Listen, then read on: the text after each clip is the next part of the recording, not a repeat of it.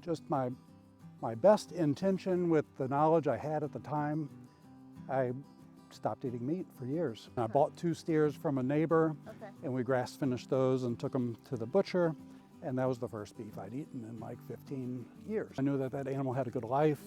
I was learning more about human nutrition and the benefits of it. I just felt good about it, and we just kept going. There were opportunities to hear some folks speak, and they also were just sharing and helpful, and I could ask them questions after the conference or the meeting. And they didn't seem intimidated. Right. Intimidating. Come on. Come on. So you're Bruce? Yep. And this is Dragonfly Farm. Yes. And you've got, what, 800 acres? Is It's that 830 acres here. Whew. Yes. And you're big into conservation. Yep. Mm-hmm. Awesome. Yep. So we're at your steers, and we can walk out here to them. You mentioned that your steers are like your bread and butter, like your cattle operation is kind of where the farm's at. Yes. Why is that? What do you mean by that? Well, that's what we started with. I enjoy that, and I think it's a good business model. It's a little bit challenging to raise good grass-finished beef. Yeah. And so that's what we've focused on. It's taken many years. We've been doing this since 2007. It's taken a lot of time to grow the herd, and we've focused on good genetics, mostly Angus, some Galloway.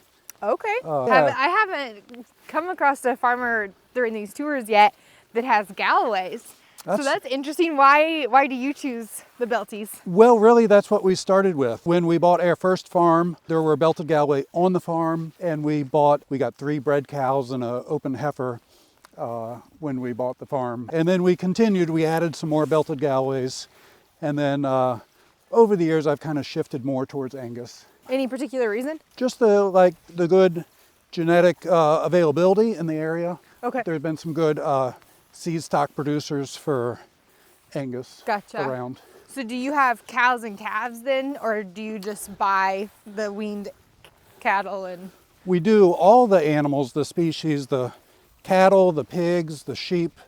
We do from birth to butcher. So we're dealing with breeding herds, and then, so this is the stocker herd. It's steers and heifers. These animals are going for butcher. Having 830 something acres, it's probably more advantageous for you to have the breeding stock and finish them out. Mm-hmm. Otherwise, you probably wouldn't be able to keep up with your pastures. Yes. Like hardly at all. Yes. So. We want the animals for the pasture management. Right. And we've got the room to have the breeding cows. Breeding stock. Now you mentioned your pasture management. So I see your poly wire. Yep. And this is the second time I've seen these posts. So these posts are so cool to me. I've never seen them before, but they've got this interesting clip on them, and it's just a fiberglass post. It's a fiberglass post, so it itself insulates, and we can slide this clip up or down with steers. You know, they're easy to keep in, so one hot wire. Yeah, does it. They're thin. I can, in a handful, I can grab 20 or 30 of them. Versus the ones that, like the step-in posts with the clip. They're a little bulkier. Yeah, they fall over and then they pinch your finger. Right. Yeah, I like these. If the ground's soft, you can push them in by hand. Otherwise, I use these caps because if you hammer onto the post, it'll splinter. Okay. So you hammer this, and otherwise, it's very simple, and it's a great fence post. We've been using those for a while. That's awesome. Yeah. So what is your pasture management? So I assume you're rotationally grazing. Yes. This looks like a really big area. So how many animals are in here? How big are the areas, and what is your management style? And we can walk in. We can. If you want. Well, I can also move them. Let's move them. Yeah. That's a great idea. Yeah. So if you want to talk about your management style, and then we can move them. Sure. There's about 80 head here. They're yearlings and some 2-year-olds, approaching 2-year-olds. So there's young animals and animals going to the butcher. We're pulling finished steers out of this group.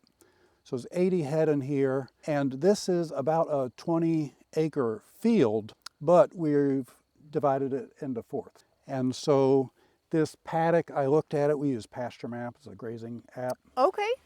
This is a 7-acre paddock, but this chunk of woods right here is more than half of it. So Okay. they're probably on 3 or 4 acres of grass here, For 80 cattle. 80 head. They're going to be here for less than a day. Less than a day. Yes. So how many times do you move them? Do you move them twice a day then? Normally once a day, but sometimes we'll move them in the morning, then the evening, then the next day we'll move them once a day. And Okay, so does Yeah. that just depend on like your schedule and what's going on? You try not to, because when we were farming, we were like, no, we have to move them at the 24-hour mark every single day. Like we were very regimented about that, but it probably doesn't have to be that regimented, right? Sometimes we do that, not always at the 24-hour mark, but just once a day works for chores and labor. So sometimes we adjust the paddock size for the amount of grass and the amount of cattle. That makes sense. So it's a day's worth of grazing. Right. But this spring where, it looks like good grass, but it's still early. Yeah. And they're going to go through it fairly quick. We did notice though that your pastures are already seeding. When we drove up here, like this is the middle of April. It is early. And your pastures are already seeding. That is Fescue going awesome. ahead, there's the orchard grass. Yeah. Heading out. Did Yes. did you winter graze this at all? Or were they pulled off in the winter? This really is a lot of spring growth. Just We this spring. grazed it, I've got the notes, but it was before the new year. There was some stockpile, we kind of grazed it lightly for fall, early winter, and then it had a lot of rest. They see you. Call them and they'll all come up, but we'll get the You fences might not ready have first. to call them. You want to move them? Yeah, Okay. just a little bit of fence work. Sure. It's do mostly it. ready. So you started farming in 2007, but you've Yes. only been here for a few years. 6 or 7 years. We were in one county over for 10 years. What caused your transition? We kind of were able to upgrade farms coming here. Okay. Land was more expensive over there. Okay. It was closer to Richmond. We were able to sell that farm for a nice price and buy more acres for about the same dollars here. Okay. Yeah. Interesting. So let's get Great. the Yeah. cows are waiting for us, so we'll get them going. So you've already got this next paddock set up. And they're going to come into this side, and there's a spring that comes out of the ground there and goes into a creek. Okay. So the fence there, the paddock is going to be that grass over there also. Okay. A little So it kind of skinny goes strip, and around. that's right. Yeah. So got this, and then I'm going to pick up this one, and let's put this one. And you said there's a spring over there, but I see a water over here. So is this the central point? This They'll is their have water access. point for this field. Okay. Each field has an automatic waterer. I think I can just move it to there and we'll be good. And those little clips are so handy. Yes. Yep, there we go. Look at that. So nice. Come on. There we go. Come on. Come on. Oh, I see one Belty in there. Yes. We see one. And here's one more. Oh, there's another one over there. Yep. There we go. That's a nice shot of him. There's about 3 or 4 Belty cows we still have in the cow herd. Okay. Okay. I've heard that Belted Galloway is the best beef you will ever taste. I've never had it, but back in Indiana, a couple farmers have made that claim. It's very good. I think management, with good genetics, I think management and what they're eating is also a huge factor. Yeah. So we do pay a lot of attention to breeding selection and genetics. And I'm sure you know this, but not every Angus is the same, not every Belted Galloway is the same. Right. There's some Angus that we can grass finish. There's some Angus that we could not grass finish. They want to be the 1,400-pound steer in the feedlot. Yeah. And we can't get those fat on grass. Yeah. But if we get the right kind and then couple that with good grazing management, we can get marbling in our steaks and good fat cover, good grass finished beef. Yeah. Yeah. And I see some red. So are those red poles or red Angus? Red Angus. Red Angus, Yep. We've been okay. using red Angus bulls for the past 3 years now. Okay. Yep. And starting to get some red calves. Okay. Yeah. Very cool. Yeah. It adds some nice diversity Uh-huh. to the pasture. I love it how cattle who are trained on the poly wire and on movement, I mean, they no short saw you. That boss cow saw you and was like, hey guys, we're moving. Yes. And they all just ran up. And it's just so calm and peaceful and easy. Before, when I was younger, you know, it was the hooping and the hollering and running them through and kind of like the cowboy style. But that's right. When they're doing this, just kind of let them mosey. We avoid that style and try to keep them calm, and just being with them daily and doing this every day, they learn the routine. We have lots of cattle folks come out here, and they're not dairy cows. I can't walk up to them and touch them. They'll step back when I walk towards them, Right. but they're not bolting to the other side of the field. Yeah. They're very calm cattle. They're used to us. Yeah. They're not stressed. And I think that helps them gain weight. Yeah. You know, they're just relaxed and eating. Yeah. No, I totally agree. I think there's totally something to that. Yeah. So your waters, I'm gonna hop Yes. over.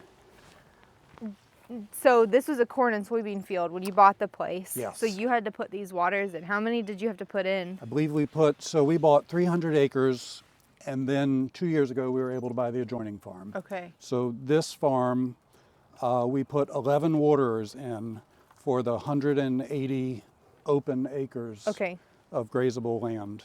Okay. I hired a guy to help me actually install the waterers, but I did all the trenching. Yep, so it's well water, and it's just pressurized underground lines. There's one well feeding all 11 waterers, and it's just got a simple valve in it. When they drink it down, the valve clicks on, it fills back up, it clicks off. Yeah. Do you have any issue with those busting? No, we haven't had any of those busting. Good, because and you're not too far north, right? Right. But you guys still get some solid freezes around here, don't you? Sometimes it'll freeze good for a week. I Yeah. mean, real cold. We get down to single digits. We've gotten below zero, rarely, but it happens. When I was at Purdue, these were the kind of waters that they had. And of course, it's much colder up there. But those stupid balls kept busting. And it drove me insane because it was my job to go fix them. But I've always wondered how other people handle those. So I think that per the manufacturer, as long as you have enough cattle on them, it's moving them around enough that it shouldn't freeze, that it shouldn't bust. But I'm glad you have a good experience with those. Yes, yep. Awesome. We like them a lot. So these calves will be in here for a day. Yes. And then they go on to their next paddock, probably right here. Exactly. So you're kind of doing a wagon wheel then, right? You're just making a circle around the water here. Around the water for this 20-acre field. Yep. And this is the third paddock, so they've got one more section of this field. Okay. And then we go to the next field, and then we'll go down the driveway to the fields around the house. Right. And one of those fields is, we call it the annual field. We plant annuals in it. That makes sense. Right now we've got, there's a lot of clover in it, but we planted triticale for some spring grazing. Interesting. We'll graze it before it Is that heads for your out. cows or for the feeders? The feeders, the stockers, yep. Interesting. So do your cows move the same way that you move the stockers here? We do move the cows like this. They do great on the fescue and orchard grass. The rental farm across the street, we've got a lot of warm season grasses there also. There's gamma grass, switchgrass, a whole lot of Johnson grass. Gotcha. But we don't plant the annuals. It's not necessary. For the cows, right? Right. Yeah. Yeah. You're not trying to fatten them up. You're just maintaining them. That's so, right. Yeah, Yep. for sure. We do have, on this farm, the 20 acres, that way we put into big blue stem, little blue stem, and Indian grass. For some diversity, and of course, summertime grazing, we can rest some of the cool season fields. Yeah, for sure. Awesome. Yeah. So speaking of all of the things that you plant, you mentioned that you have a wetland. Do you want to go see that? Yes. Okay. Let's go see that. Yeah. Great. You talked about conservationism, keeping things protected. So that's something that you're very passionate about. Yes. Why? What made you be so focused on that? Well, I've always just had a love for the outdoors and wildlife and native trees and everything. So that's part of what got me excited about this type of cattle farming, is that we're not dealing with feedlots, and we're not overgrazing the pastures. So I think we're raising delicious beef while contributing to improve the environment. So do you have a farming background before this? Like, did you grow up on a farm? I did not. I grew up in the city limits of Richmond. Okay. And even was a vegetarian for years. Really? Yes. Okay. Yep. Let's talk about that before we move on. I'm interested. So, I was born a city kid and enjoyed, skateboarding and playing in the alleys and all kinds of city fun. We had a big vegetable garden. Okay. We had a decent sized lot in the city, and we grew vegetables. We'd go camping and hiking a lot. When, as soon as I could drive or hitch a ride, we'd go fishing in the James River and enjoying all the parks. And So you already enjoyed nature and being outdoors and having food that you knew where it came from. Yes. Okay. Yep. Okay. I feel like I grew up kind of helping pick beans in the garden. And enjoying seeing the wildflowers on the hikes in the mountains. Right. Yeah. And then, but not like directly being exposed to agriculture, just my best intention with the knowledge I had at the time, I stopped eating meat for years. And was it just that you didn't want to contribute to a system you didn't agree with? I thought it was animal humane reasons, just a little bit of knowledge of feedlots looking inhumane. Yeah. And then not having a good understanding of human nutrition. I thought if we could eat a bean, why do we need the protein from an animal? I've now learned the big difference in the animal fats and the animal proteins and the protein isn't protein. They're very different. That's right. Yeah. Yep. I mean, I was a teenager trying to do the best I could. No, I respect that. I think that there's a lot of people out there who are similarly doing the best that they can with the information that they have available to them. That's right. Yeah. I mean, not everybody can just go to a farm and understand all of these things. You can try, but I mean, especially what year were you a teenager? Like, when was that? Oh, when was that? Yeah. That was the 90s. Yeah. So, like, you didn't have the information that's available in 2024. That's right. To you, right? Yep. You didn't have people like me going around right. and talking about I these had no things. internet. So what changed your mind then? What made you decide, like, oh wait, maybe I'm wrong on this, or maybe that's not the whole truth? That's right. Well, I met my now wife, who's a veterinarian. Okay. And she is a horse vet and a wonderful horse rider. She grew up riding, but she studied a lot of cattle in vet school and had a good knowledge and understanding. And I met her, and I think a couple years after meeting her, we bought that 50-acre farm in Hanover County, and we bought some cattle, and just it was all kind of happening quick. I'd been working in horticulture and landscaping and nursery work. Just the shift to perennial grasslands instead of nursery crops, kind of mentally for me. Yeah. And I just loved the grasslands, and I could see how it tied to the native trees that I've always enjoyed, and the wildflowers, and the creeks, and the birds, and the fish, and all of it. And it's all interlinked. It is. Yeah. Yep. And then I was learning about grass-fed cattle and was reading the Stockman Grass Farmer instantly, and just kind of loved this whole new world to me. Yeah. And dove into it. So that was 2007, and we were grass finishing steers. Probably not the best at the time. It was our first ones. Okay. But you only know what you know, right? You keep improving, you keep moving forward. So we got a couple bred cows, an open heifer, and I bought 2 steers from a neighbor. Okay. And we grass finished those and took them to the butcher. And that was the first beef I'd eaten in like 15 years. And what was your thought? Oh, I loved it. It was fine. It was good. That's awesome. I enjoyed what we were doing. I felt comfortable. I knew that that animal had a good life. I was learning more about human nutrition and the benefits of it. I just felt good about it, and we just kept going. That's awesome. Yeah. I love that you were like, it was great. It was amazing. It was absolutely wonderful.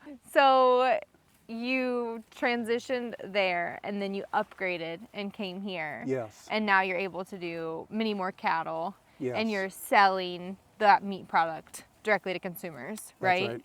Okay. How are you doing that? Are you going to farmers markets? Are you just online? I went to the Ashland Farmers Market for 10 years, and that was almost a year-round market. So I spent many Saturdays selling beef and lamb. I did that for almost 10 years, I guess. Now we just, I have created our website and just kind of have a web presence. So people Googling, where do I get grass-fed beef in Virginia? Like we will come up at some point. Okay. But then it's really phone calls and emails because availability changes. We have a waiting list for beef. Okay. There's not an online click and purchase store. So do you sell retail cuts or just like eighths, quarters, halves? Both. Yep. Okay. Yep. We could sell 1 pound of ground beef or 1 ribeye or the whole steer or anything in between. And the quarter steers and half steers have really kind of taken off again. Yeah. It seems like that's how we started. And then I sold a whole lot of retail cuts. And now we're selling 50 to 60 steers per year. And the vast majority is in quarters, halves, and wholes. Do you ever, I know you're not going to the farmers markets anymore, but do you ever talk to customers that thought like you before, where either apprehensive about animal protein or just not doing it at all? What are those conversations like? A lot of people, by the time they find us, they've already kind of begun a shift in understanding. If they've seen a documentary or an interview or kind of, the light bulb has started to go off by the time they find us. Yeah. And so they're excited and they have a lot more questions of how's it work? How do we buy from you? Like, what do the animals actually eat? Like, they don't know. They could be, for us, it could be Richmond folks or Northern Virginia folks. People from Williamsburg come to pick up beef. Okay. I mean, you're pretty close to the city. I mean, when I was looking at our map, just for our own sake of saying, what do we want to do while we're in Virginia? Yeah. We're like 2 hours from DC. Yes. So like you're really close to a lot of people. That's right. Yeah. Right here is a relatively rural area. Right. But Richmond, Charlottesville, Williamsburg, all of Newport News, Virginia Beach, DC, Fredericksburg. I mean, there's a ton of people close to us. Yeah. We thought about moving further into the mountains where we would like it and it would be beautiful and land would be cheaper, but there'd be a lot less people. It'd be harder to get there. So we really like the location here. Yeah. I think your cows like it too. That's awesome. I really enjoy talking with people who have gone through a major transformation like that, because when you're choosing to eat something like that, it's like a religion, right? Like it's just a belief. Was there like something specific other than maybe just a cute girl that really you were like, okay, what have I been told that was incorrect and what do I believe is correct? Was there like one thing in particular that changed any of that? That's a good question. I can't think of like exactly. Like maybe there was, but you don't remember now. That's right. I mean, I do think just my hands-on experience with cattle. When we bought that farm, the seller needed to overwinter his herd. He moved in fall. We kept his herd for the winter, fed him for him, and then he took him in spring. So you almost had a trial run with somebody else's animals. That's right. To really like figure out what it's like. That's really interesting. Yeah. So I think my hands-on experience in working with the cattle, and we were trying to rotate cattle right off the bat. And, where did you learn that information from? The rotating, regenerative grazing stuff? Yeah. Just the Stockman grass farmer? Probably the grass farmer. You know, Virginia's got there's some good, I don't know if progressive's the right word, but good farmers doing this type of grazing in the area. They, in general, have a good sharing attitude. There's not a competitiveness like conventional farming. Yeah. And we have good kind of educational with the NRCS and the Soil and Water. There's the Virginia Forage and Grassland Council, American Grazing Land. So there's a lot of good educational and helpful programs in Virginia. Yeah. I'm sure that makes it a lot easier when there's government agencies and science-backed things to tell you, no, there's a different way to do it, and you can do it this way, and here's all the educational pieces, and here's all of these people. And it just feels more supportive. It does. Like a better community for what you're doing. That's right. Yeah. And I mean, some of the like Stockman grass farmer and there were opportunities to hear some folks speak and they also were just sharing and helpful, and I could ask them questions after the conference or the meeting. And they didn't seem intimidated or Right. intimidating. I agree with that. That like kind of some of the idols in the regenerative world. At first, maybe it feels like they're intimidating because all of these people know who they are, and it's like you're like fangirling over them. But then you get to talk to them, and you're like, oh wait, like you're just like a normal person, and you just want to share your ideas. So you have a really good relationship with your government bodies, NRCS, things like that. And that's probably where you got some of your conservation wetlands. Do you have certificates? How does it work? Well, we did we applied for and got a grant to fence out the creeks, and that helped with the automatic waterers. Okay. So we did take advantage of that program. Gotcha. And they offered some grazing management advice, and they were very helpful, cooperative, willing. But I think I got some ideas that went further and kind of bettered their help from more of the stockman grass farmer type folks. Yeah. Okay. That were thinking several steps ahead of NRCS and soil and water. Yeah. No, I feel that. So let's go see the wetland. Yeah. I think that's going to be cool. Okay, so we are at your protected wetland. Yes. And this is something that I heard it in your voice earlier. It's just very near and dear to your heart. Seems like it's very important to just your idea of what you're doing on your farm. So what are we looking at here? What's going on here, and what are you doing with it? So I think really just kind of the grasslands, but then the field edges, and just having a healthy environment for the wildlife and native plants and everything is really important. And we have lots of different ecosystems or habitats on the farm, some,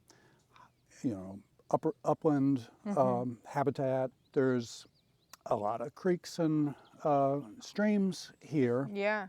And we have 3 similar wetland habitats here on the farm. And what these 3 really are like significant creeks where beavers are damming up parts of it.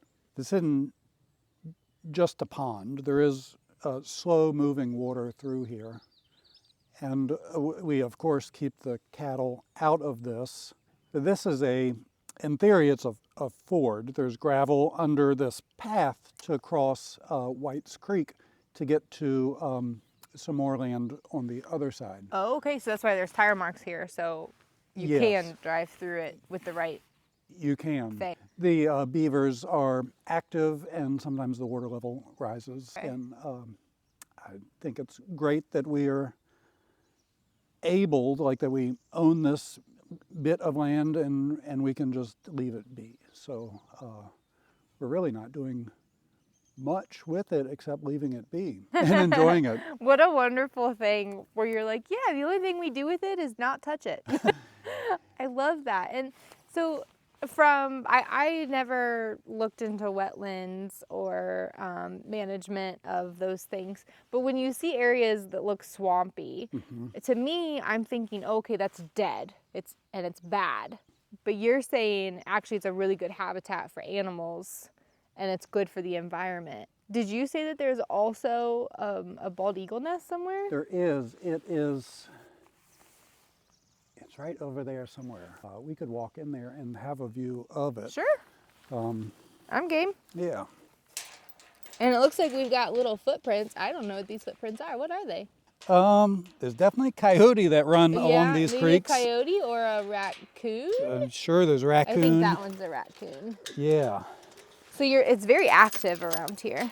And you can see the trail of them going under the gate. Oh yeah. And I am not a biologist and can't ID all the species, but learning and just enjoying it. And I know that they're here, even if I can't name them all. We've been coming down with friends and family and seeing I believe they're eastern salamanders. There's a whole bunch of them. There's frogs. Oh yeah, look at that little frog right there. Boop, boop, boop. Lots of turtles, and we've seen the beavers swimming around. Let's see, here's the bald eagle nest. Oh, I see it. Yeah, it's really big. Yeah, there it is. Kind of like a giant squirrel nest. And we've seen the eagles. It's a pair of them. We've seen them fishing and hunting. That's cool. Is this kind of like your safe place? Just all the kind of quiet spots. We have some trails along another creek, and it's just a wonderful, peaceful spot. Yeah, it feels very peaceful. These even these standing dead trees behind me, and then all the other trees. There's so many species of birds, and let's see if you'll entertain this for a sec. This morning, not right here. We've done it here as well.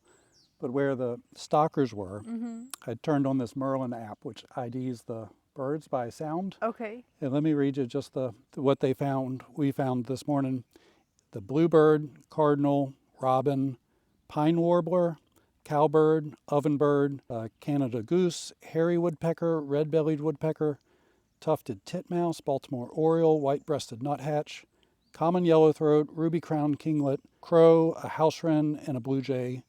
In 6 minutes of checking out the stalkers this morning. Wow, and Yeah. what's that app? It's called Merlin. Merlin. So you just let it record and then it listens to the birds talking and. That's right. It will Wow. ID these birds while we're here. It's really neat and fun because I don't know all the bird songs, Yeah. but I know that there's lots of different ones, and there's migratory birds. And What wonderful things technology can do so that we can continue to just like enjoy the world around us and find awe in it. That is so cool. that's a blue heron. Oh, yep. Can go check out that nest, isn't it? Yes. See what was in there. There goes a duck. So much life. But I'm curious, what was this like when you bought it? Was there this much life in here when you first bought it and it was just corn and soybeans all around? I think this wetland was probably a good, healthy environment, but the pastures were not as alive. Well, this is really cool. So you have an amazingly beautiful farm here. You're doing a lot of great things. You've built up your customer base, so the farm is thriving and able to really not just sustain itself, but bring income. You can have help here. What is like the biggest surprise though that came from all of this? I mean, you didn't grow up farming. You were a vegetarian for a long time. Yeah. So when you started on your farming journey to today, what's been the biggest thing that you are really surprised to see or have or feel? Any of those things? Yeah, I mean, some of it was a surprise that I've really enjoyed. Just the challenges and the complexity. It's a big learning curve for me. You know, enjoying the outdoors and then getting into the nursery and landscape work. There's a lot of overlap. I had some familiarity with several of these aspects. Yeah. But the complexity of the dealing with the medical and health of the animals, with breeding stock, breeding management, nutrition of the animals to finish an animal properly, pasture management, the grasses and the timing. But also, I mean, this is a business for us. We didn't grow up doing this. We didn't inherit this. We have to pay bills. Yeah. We were able to buy the adjoining farm. We needed to pay, you know, we need to make money doing this. So not only all the farming aspects and the complexities, but also the business. This is a business, and learning how to produce food, and we want to charge a good price for us. We put a lot of work into it, but we don't want it unaffordable. So all of it is fairly complex. How do you balance that with it being a business, but also like when we were in the wetlands, your demeanor just changed. Like your face just lit up. That's why I asked you, is this like your safe place? So how do you balance that with it having to make money, but also you really thoroughly enjoy the work?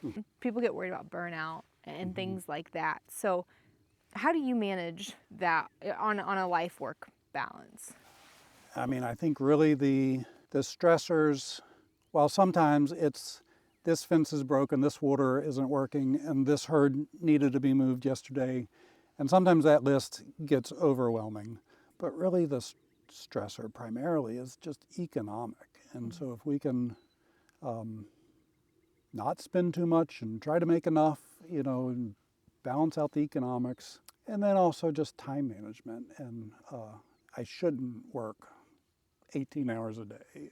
It's good to take breaks and have fun and go on a walk through the woods and go to the soccer game with the kids and all that stuff. Some of it we had to build the business enough to be able to afford to hire someone so that we didn't have to work all the time. And then we can also get more done with good help. Be more efficient. Yeah. It's a balance. It's just a balance. Yep. And we don't always make it, but we know what to try to aim for. Yeah, for sure. Yeah. Well, Bruce, thank you so much. Your farm is beautiful. Thank you so much for having me out and just sharing a piece of this with me. I've really, really appreciated this. Any links, your website, things like that, all of that will go in the description so people can find you. Yeah, I just love what you're doing here, and I'm excited to watch you grow continually and see what happens next for you. Thanks so much. Thanks for coming out. Yeah. This place is beautiful. We've got so many other farm tours to go see in Virginia, a couple big ones. So we're really excited for our time here. If you haven't seen it already, we have a Facebook group, Breaking New Roots group.